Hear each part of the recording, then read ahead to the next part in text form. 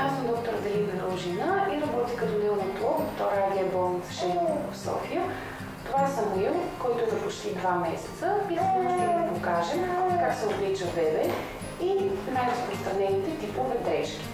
Най-лесни за майките и най-удобни са бодитата, които са с предно закопчаване, защото избягвате обличането през глава.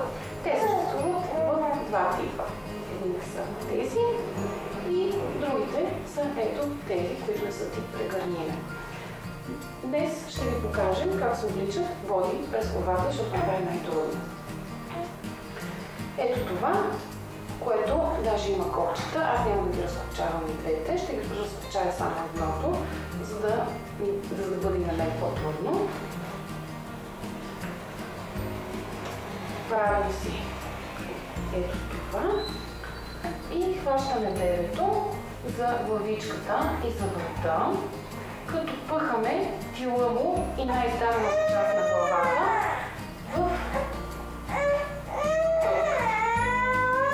ето така, след което веднага обръщаме.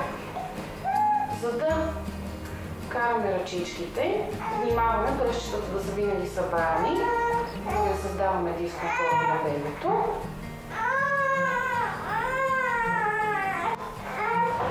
И закопчаваме.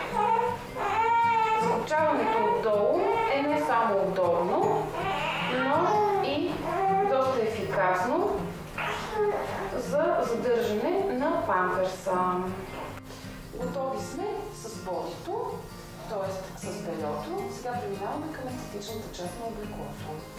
Ще го облечем насами в гащеризон, класически, с предно закопчаване. Разкопчаваме всички копчета. Оставяме гащеризон отстрани. И слагаме бебето точно върху него.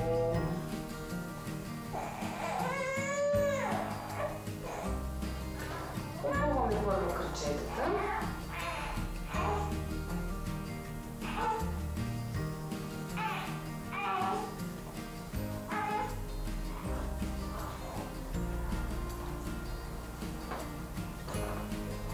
След което ръчичките. Отново свитим ръччета. Издърпваме от другата страна. А като завършим тоалета, слагаме или ръкавички, за да предпазим бебето да нарани кожата на лицето си, или тези вградени ръкавички, които този гащеризон има. Интересен е въпроса как трябва да обличаме бебето, колко дрехи трябва да го слагаме и каква е оптималната стратегия в зависимост от времето навън. Има теории, че бебетата трябва да се обличат с една дрежка повече от тази, която ние носим. Има други, които твърдят, че бебетата трябва да се обличат с толкова дрехи, колкото на нас самите ни е комфортно. Ние препоръчваме, обличайте бебетата така, както на вас ви е комфортно, т.е. с толкова дрехи, колкото вие сте облечени, зависимо от времето навън, но винаги имайте резерви, защото винаги може да го съблечете, но никога не може да го облечете, ако нямате допълнителна дрежка.